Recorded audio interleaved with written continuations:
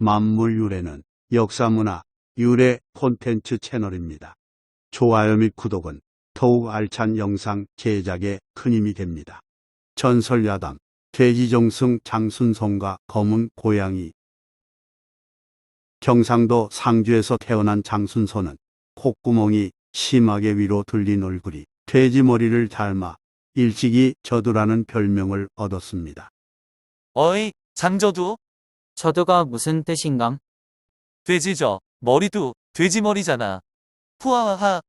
생김은 못났어도 장순손은 그런대로 관직운이 있었습니다. 장순손은 28세 때 문과에 급제하여 교수를 시작했고 순조롭게 승진했습니다.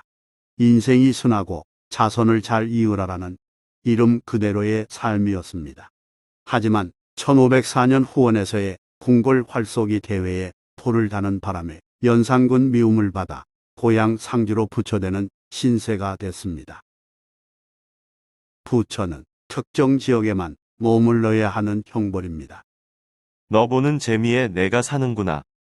이때 장순손은 그곳에서 산홍이라는 이름의 기생을 좋아했으나 둘의 인연은 오래가지 못했습니다. 얼마 뒤 산홍이 미녀를 뽑으러 온 채홍사에게 발탁되어 궁궐로 가서 연산군을 모셨기 때문입니다. 연산군은 여러 기생 중에서 산홍을 특히 예뻐하였습니다. 미모가 뛰어난 데다 남자를 홀리는 교태가 있었던 까닭입니다. 그러던 1506년의 어느 날이었습니다. 종묘에 진제를 올리는 날, 연산군이 손수 돼지머리를 제물로 제사상에 고이고 있을 때 옆에서 시중 들던 기생 산홍이 후하고 웃음을 터뜨렸습니다. 임금이 몸소 제사를 지내는 엄숙하고 신성한 자리에서 웃음이라니. 몹시 비위가 거슬린 연산군은 노기를 띤 채 산홍에게 그 이유를 물었습니다. 인형, 어찌 웃느냐? 당황한 산홍은 황급히 몸을 낮추며 대답했습니다. 제가 웃은 데에는 나름의 사연이 있사옵니다.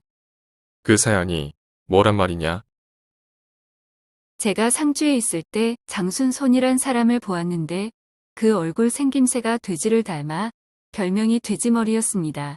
지금 돼지머리를 보니 그 생각이 나서 저도 모르게 웃었사옵니다. 용서하여 주소서. 장저두를 말하는 게로구나. 그놈이라면 그럴 만도 하지. 그자가 돼지를 닮은 게 아니라 돼지가 그자를 닮은 것이니까. 연산군은 처음에는 산홍의 변명을 이해하고 받아들였습니다. 그러나 연산군은 이내 얼굴을 찡그리더니 산홍에게 화를 냈습니다. 가만 생각하니 내년이 그놈 얼굴을 어찌 자세히 아느냐? 산홍이 대답을 얼버무리자 연산군은 치밀어 오르는 질투심에 못마땅한 목소리로 말했습니다. 내 인연, 그놈이 내 서방이었던 모양이로구나. 당장 그놈을 멀리 귀양 보내야겠다. 아니다, 그놈 면상을 다시 한번 봐야겠도다. 여봐라. 연산군은 즉시 의금부에 호령하여 장순손을 즉각 잡아 올리라 명했습니다. 하여 의금부 도사 일행이 장순손을 잡으러 길을 떠났습니다. 이튿날 연산군은 분이 안 풀렸는지 따로 나조를 보내면서 이렇게 말했습니다. 압송되어 오는 장순손을 만나거든 그 자리에서 처형하고 묵만 베어오라. 장순손으로서는 날벼락을 맞은 셈이었습니다. 벼슬에서 쫓겨나 애인을 뺏기고 이제 목숨마저 내놓아야 하는 신세가 됐으니까요. 어찌됐든 상주에 먼저 도착한 도사 일행은 장순손을 포박하여 압송했습니다. 장순손은 별 수 없이 끌려갔고 한양으로 가기 위해 문경세제를 넘어야 했습니다. 문경세제를 향해 가는 도중 함창에 이르니 두 갈래길이 나왔습니다. 비교적 편한 큰 길과 좁은 지름길이었습니다. 이때 의금부 도사가 장순손에게 물었습니다. 어느 길로 가고 싶으시오?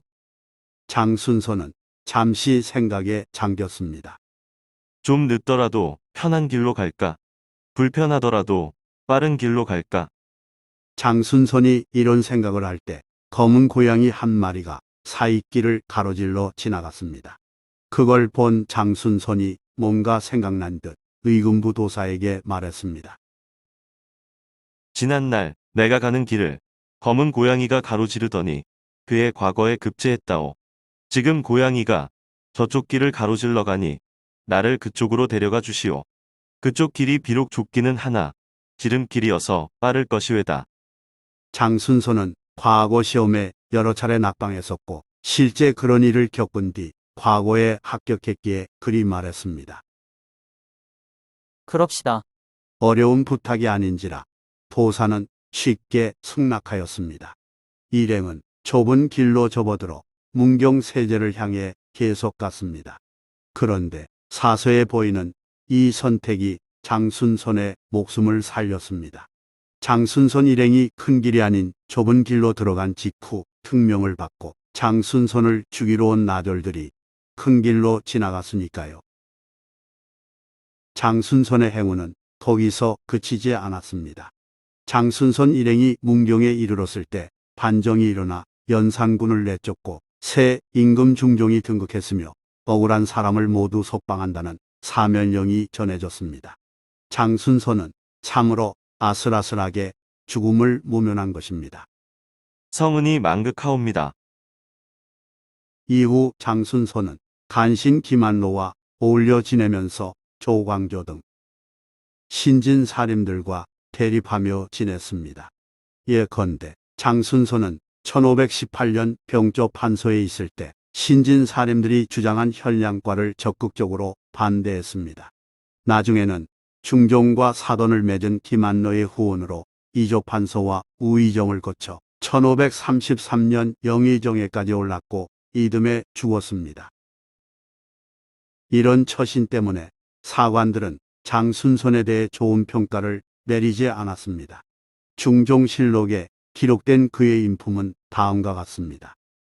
시기심이 많고 음험하고 탐욕스러워 당시 사람들이 장검동이라 불렀으니 그의 탐욕스러움을 꾸짖어 놀린 말이다. 몰래 김한로에게 아부하여 벼슬이 정승에 이르렀으나 사람들이 모두 비루하게 여겼다.